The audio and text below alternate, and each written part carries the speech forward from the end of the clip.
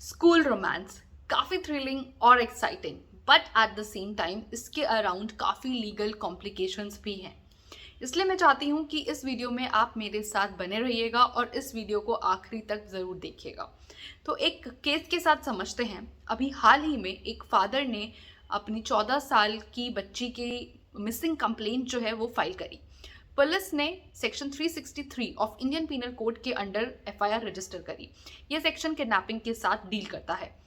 FIR register होने के अगले दिन ही जो बच्ची है वो खुद पुलिस स्टेशन आई और उसने इन्वेस्टिगेटिंग ऑफिसर को बताया कि वो लड़के के साथ जो है अपनी मर्जी से रह रही है और वो दोनों शादी करना चाहते हैं और उन दोनों के बीच में सेक्सुअल रिलेशनशिप या फिजिकल रिलेशनशिप भी डेवलप हो चुका है।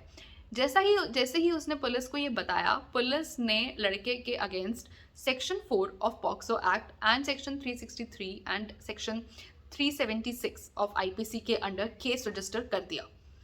अब क्वेश्चन है कि जब दोनों की सहमति थी, लड़का और लड़की का कंसेंट था आपस में, तो उसके बावजूद पुलिस ने ऐसा क्यों किया कि उन्होंने केस क्यों रजिस्टर करा।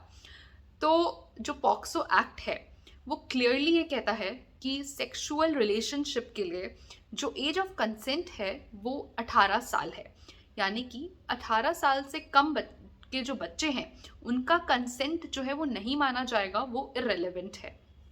ऐसे ही section 375 of Indian penal code जो है वो रेप के साथ डील करता है और वो कहता है कि अगर कोई इंसान किसी बच्ची या किसी माइनर के साथ जो 18 साल से कम है उसके साथ सेक्सुअल इंटरकोर्स करता है तो वो रेप माना जाएगा, फिर चाहे उस बच्ची का कंसेंट है या नहीं है।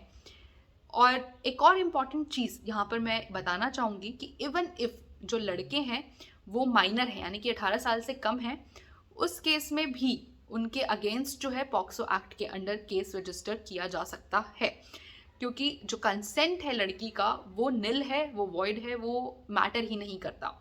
और अगर अक्यूज्ड जो है यानी कि जो लड़का है वो गिल्टी पाया जाता है, उस केस में उसे पॉक्सो एक्ट के अंडर 7 साल की सज़ा हो सकती है, जो एक्सटेंड होकर लाइफ इम्प्रिजनमेंट भी हो सकती है। तो क्या ये सब देखते हुए जो एक इम्पॉर्टेंट पॉइंट ऑफ डिस्कशन है और जो बहुत टाइम से चल भी रहा है, क्या एज ऑफ कंसेंट कम होनी चाहिए या नहीं होनी चाहिए, क्या उसे 18 साल से कम किया जाना चाहिए या नहीं किया जाना चाहिए, और अगर 18 साल से कम करना है तो क्या फैक्टर्स हैं जो कंसिडर किए जाने चाहिए।